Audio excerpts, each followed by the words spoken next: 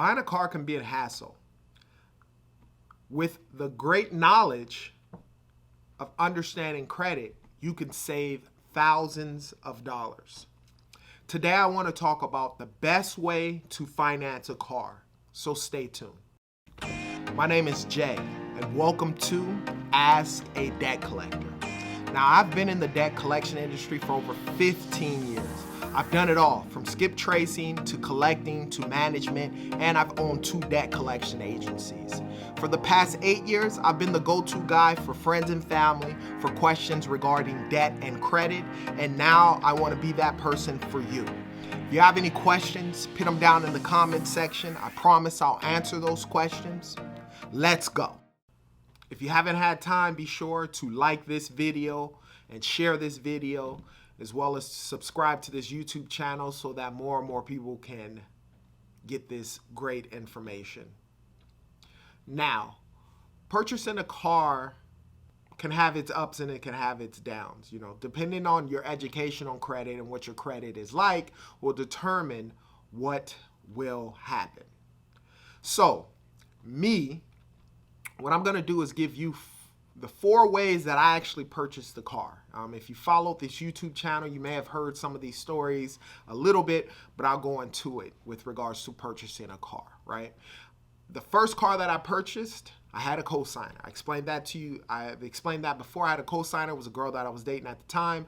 My credit, when they ran my credit, I didn't have any credit. She had better credit, so they financed 2 cars under her name, and I had one of those cars. Obviously, I paid the payment on the car that I actually had. Obviously, about a year and a half later, we defaulted and things went bad. So then I had to actually go to the car dealership with bad credit or no credit established. And when I went to go and finance the car, I went to a pot lot. And for those of you who don't know what a pot lot is, it's a car dealership that's not attached to one of the big names: Toyota, Subaru, Nissan, Mercedes, all those types of things. It was like a third party, like pot lot type car dealership. So I walk on to the place, and I could, obviously I was desperate for a car because I just lost the car that was co-signed for me. I needed to get back and forth to work. And, I went there, probably took 6-7 hours, but I ended up getting a car, but I had to go with a car that they said they can get me financed for. And now that I understand, I know that they did the best deal that they can get at their spot. They probably looked on their lot, looked for a car that's been there for a while, got me a hard money loan, and got me approved for a car with bad credit. Then after that, with okay credit, I had about a 670, 680 FICO score. I go to the car dealership. At this time, it is a used car dealership of Ford or something along those lines. I don't remember, but I know my cousin is the one who actually sold me the car. They said I could get approved for any car. I got approved for a car. I believe it was about 12% interest rate, but I went straight to the lot, looked on the car lot, looked at a car, saw that car, said I wanted that car. My credit was good enough. I got financed for that car, but obviously I paid a little bit higher, or whatever the circumstance is with regards to that. Lastly, I did go and purchase a car with good credit. I got a low APR. I think it was like 3% at the time. And so I have experience with purchasing cars on all 4 levels. And, that's why I feel I could give you guys some information with regards to purchasing a car. Now let's get into what I believe is the best way to purchase a car, now that I've explained to you that I've had experience with all different 4 levels. And the 4 levels, just in case you don't know: cosigner, bad credit, okay credit, and then great credit. Now, the best way to get financed for a car is, I believe, is going to your credit union. Going down to your local credit union. If you don't have a bank with a credit union, you can go to your local bank and getting approved for the car there.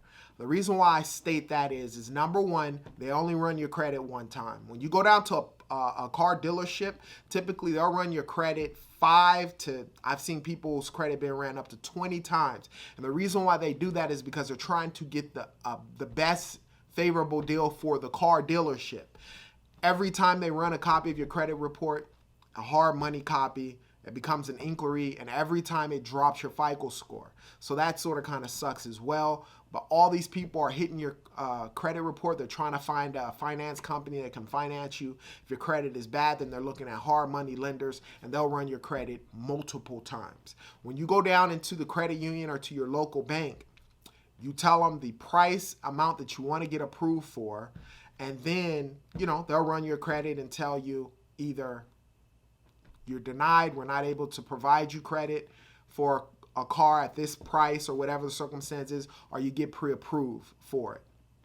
And hopefully the reality is all the people who are coming here by this time, I hope you've cleaned up your credit, fixed your credit and so forth.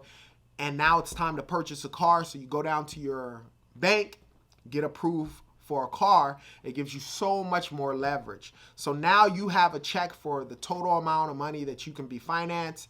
The only key is when you go down to the lot, whether it's a pot lot or a regular dealership, which I recommend you go to a regular dealership and look for certified used cars if you're going to get a certified used car. If you get a brand new car, get it from the original dealer. It's a lot better in that aspect because you're protecting your asset in case something goes bad. But nevertheless, certified cars are going to be a little more expensive, but you know what you're pre-approved for. And understand, the taxes and fees, typically, unless you're going to come out of your pocket to pay those, understand that's the amount. And the reason why I bring that up is if you got approved for, let's say, $20,000, you see on the lot a $20,000 car that you want. In your head, you may think, oh, okay, perfect. I could finance this. I got the $20,000 and I'm done. No, you got to pay the registration fees and the taxes on the car. So typically a $20,000 car here in the state of California, after taxes and licensing and registration fees, that can add another $3,000. So you have to do that. So when you go, if you got approved for $20,000 and you don't want to come out of your pocket, you might want to try and get financed for a car between, $16,000, $17,000. So that way the taxes and fees can add up to that amount. But when you have the check and you go to the car lot, you're in way more power with regards to your negotiations, because obviously they're not going to have to run your credit to do so. I wouldn't recommend you tell them you have a check beforehand, because the car salesman is going to sort of kind of navigate you to the best deal to make them the most money as far as commission goes and so forth. But if you go to the lot, you sort of kind of have an idea of the type of car that you want, the price that you're going to be approved for, because obviously you got pre-approved through your bank. It'll make that situation a lot better. Not only that, obviously you don't have different finance companies running your credit and obliterating your FICO score trying to get you approved for a car. So I recommend that you get pre-approved through your bank. Then I recommend that once you figure out the amount that you got pre-approved, that maybe you go online and you look for cars that are around that price range and give yourself a cushion, and then go to the car lot. Once you do that, go to the car lot, and then you can negotiate what it is that you want. You have a better leverage with regards to that because you don't need financing from them, okay? So if you have any questions about credit or debt, put them down in the comment section. I promise I'll answer those questions. And as always, you be